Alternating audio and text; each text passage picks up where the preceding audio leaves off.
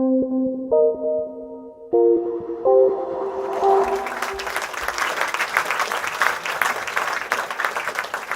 name is Aarathi Krishnan. I'm with the IFRC. I work in what we call humanitarian futures and innovation.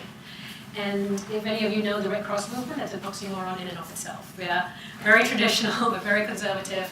But this is a way of us, over the last year and a half, looking at different approaches to make our operations, our programs, our services more agile. Yeah. So, Patrick, do I just press?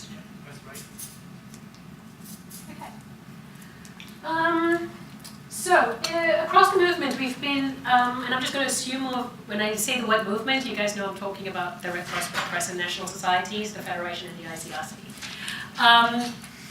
We've been looking at drones across a range of the countries we operate in: Mexico, Philippines, Malaysia, Uganda, with some of our reference centers, etc. I think one of the things that's always been challenging for us is often when we're introducing new innovations into our work, we get led by the product. We get led by what's the interesting, exciting thing. And what's important is, how do we come back to what that fundamental problem statement is? What's the hypothesis we're wanting to test? So I come back to this because this is what started my partnership with Patrick about a year and a half ago. Interestingly, if you told me 2 years ago that I'd be a drones person standing up here talking about this, I would have laughed out loud. So Cyclone Pam, 2015 in Vanuatu, about 75,000 people were left homeless, dozens were killed. What was interesting about this was that the entire INGO, International Humanitarian System, activated and descended into Vanuatu, completely overwhelming the local humanitarian actors, right? And the problem for us that we faced as Red Cross in 2015, it took us 2 weeks to get out to the outer islands to assess the damage, to even know what the level of damage was. 2 weeks. It's 2 years later in 2017. If the same thing happened, it would probably still take us 2 weeks. In this day and age, this is fundamentally wrong. But the way we operate, the way our deployment systems work, the way our assessment systems work, there was just no way out of it. What ended up happening was communities in the outer islands self-organized and self-mobilized and resolved their issues, right? Through their friends, their family, their diaspora networks. We as Red Cross copped a lot of negative feedback, and rightfully so. So that started the hypothesis. If we could do this a lot faster, shouldn't we be doing it a lot faster? And how would we do this? How would we complement our existing ways of doing assessments that could enable us to make faster decisions, both from an operational and strategic and programmatic perspective? So this was the level of damage that happened in Pam. I apologize, I still have to look at my notes. I only got 7 minutes from Patrick, and I tend to talk a lot, so this is helping guide what I'm going to say. So the government of Vanuatu teamed up with the World Bank to look at aerial imagery. And they were using that as a way to complement existing field-based assessments, to look at the level of damage that was happening. The interesting element that came out of this was that even though there was interest from the government of Vanuatu to use aerial imagery, there wasn't the capacity to analyze the results of it, right? So the NDMO, World Bank, didn't have the capacity. So they turned to the Digital Humanitarian Network. And Humanitarian OpenStreetMap supported the analysis. Again, this still took about 20 days because of uploading the data to the cloud. So 20 days went by between PAM and before any analysis could actually happen. And also, interestingly, in a very typical international humanitarian system perspective, all of this was done by international UAV pilots and analysts, and no local capacity building was done, right? So this came to us. So a partnership between IFRC, Australian Red Cross, and WeRobotics about a year and a half ago. And so a big thing that drove this project, well, other than wanting to make better and faster decisions and using emerging technology, but was two things. How do we localize emerging technology so that we're actually using local humanitarian actors to do this analysis for us, right? And this tied in with the work that we're doing around localization more broadly. And it's about how do we move away from this approach of having international response people coming in all the time, overwhelming local systems.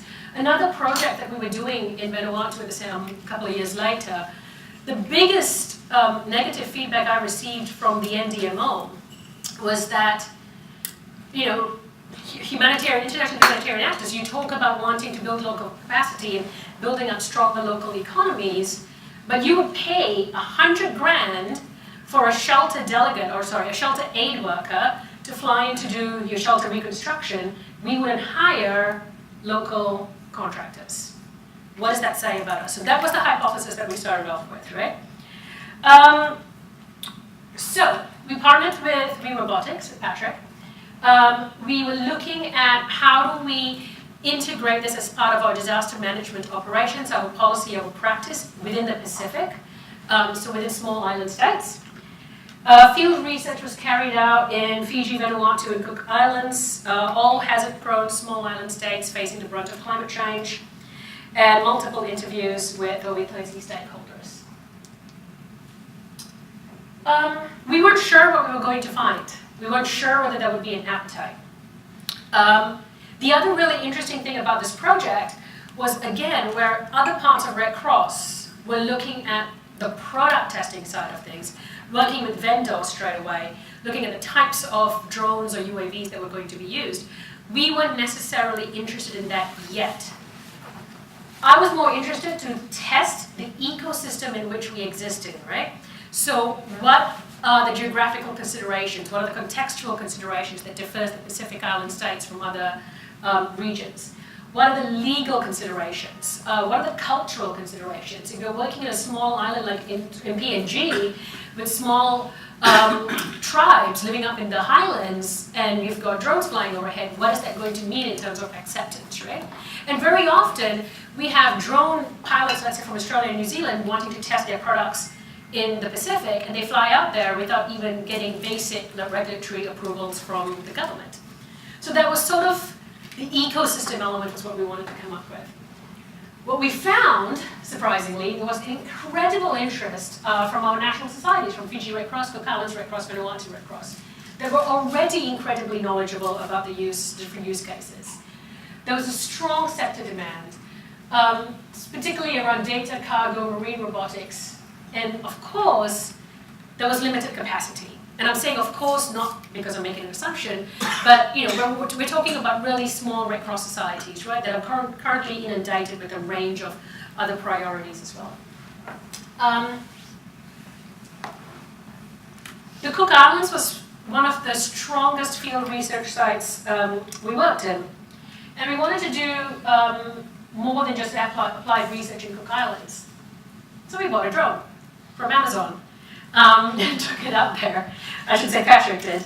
And we wanted to do some just basic training around drones with our team there. And it turned into a full day training with our team. Which is that. Very small national society. Very proud country, very well progressed against the SDGs, very proud of their ability and the way they work with other Pacific Island states. Current satellite imagery of the Red Cross office. This was out of focus, out of date. Patrick, you said this took a minute to get this image and to email it. And there was also a map, or 3D, 2D thing created. And again, this is so much more progressive than what we would ever normally do. So, we come to where we are at now. Interestingly, the Cook Islands, we had a range of meetings with a wide variety of stakeholders. And coming from them was this strong will, strong political will, strong capacity to look at how do we, the Cook Islands, develop ourselves to doing drone piloting, to being a bit of a hub in the Pacific for this. Now, this wasn't what we started off with. We started off looking at how do we get policy and practice and operational recommendations to feed into the Red Cross movement. What we came up with now, a year later, was another hypothesis. And it's coming right from the Cook Islands, because what they're asking us is, well, we want to be a Pacific flying lab. We want to be a bit of a hub. We want to do south-to-south training because, you know what, in the Pacific, people often forget us, and when something happens, we fly in international experts. We want to do it regionally. We want to train our people regionally. If something happens to Fiji, we want to be able to deploy there. We want people from Fiji or Tonga or Vanuatu to come here. And we want to focus on training our women and girls. And from a Red Cross perspective, this is brilliant. We have about 14 million volunteers worldwide. Is that right? We have 14 million worldwide. Half of them are women and girls. And we so often do not tap into this, right? So how do we work with women and girls in the Pacific to build up drone piloting capacities through a Pacific Flying Lab concept and build a south-to-south regional training model?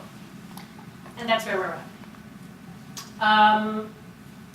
We're scoping this, we're designing this, we're speaking to multiple people to see if it's actually got any legs. Of course, from a Red Cross perspective, we have to do a do-no-harm approach, so we have to tick all the frameworks and guidelines that we normally do, which is also testing us as an organization, working with an agile organization like WeRobotics, but that's what this is about.